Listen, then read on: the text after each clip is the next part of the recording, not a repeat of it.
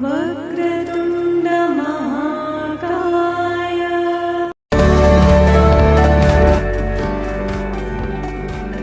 Hello friends, welcome to our channel.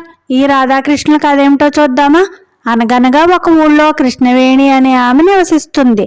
అతని భర్త పేరు రాధ. అతను చాలా కాలంగా పొరుగు దేశంలో ఉంటున్నాడు. ఒకరోజు వస్తున్నాడు అని కృష్ణకి కబురు వచ్చింది. అతని రాక కోసం రాత్రంతా ఎదురు చూస్తుంది. ఉదయం 6 అయింది, ఇంకా రాలేదని వీధి చివరి వరకు వెళ్ళి చూసింది. అక్కడ ఎవరో గుంపుగా జనం మాట్లాడుకోవడం విని ఏం జరిగింది అని అడుగుతుంది.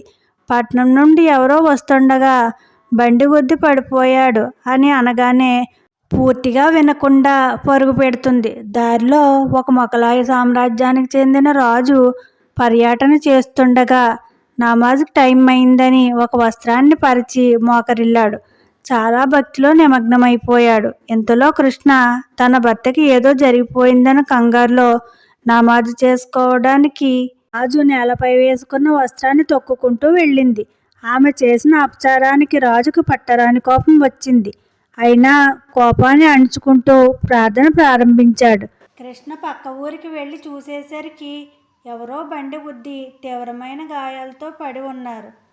ఎవరూ కూడా పట్టించుకోవట్లేదు. అప్పుడు కృష్ణవేణి భర్త అతనికి డబ్బులు ఇచ్చి వేరొకరి సాయంతో హాస్పిటల్కి పంపాడు. జరిగిన విషయం కృష్ణవేణికి చెప్తే కృష్ణ అమ్మయ్య అనుకుని ఇద్దరూ సంతోషంగా కబుర్లు చెప్పుకుంటూ ఇంటికి వెళ్తుంటే రాజు ప్రార్థన ముగించుకొని కోపంతో చాలా ఆవేశంగా చూస్తూ కృష్ణను ఇలా అంటున్నాడు.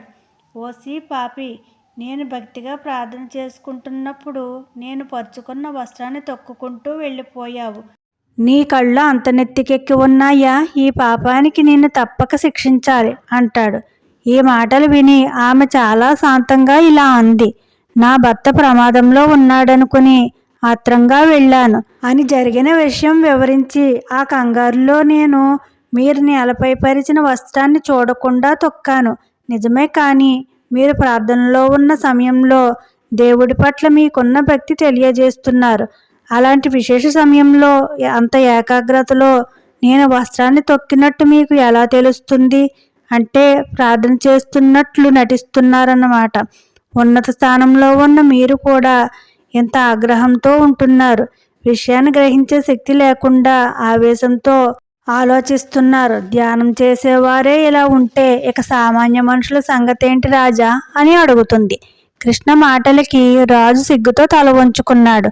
తమ తప్పుని తాము తెలుసుకోవడం చాలా కష్టమని ఆ రాజుకి అప్పుడు తెలిసింది.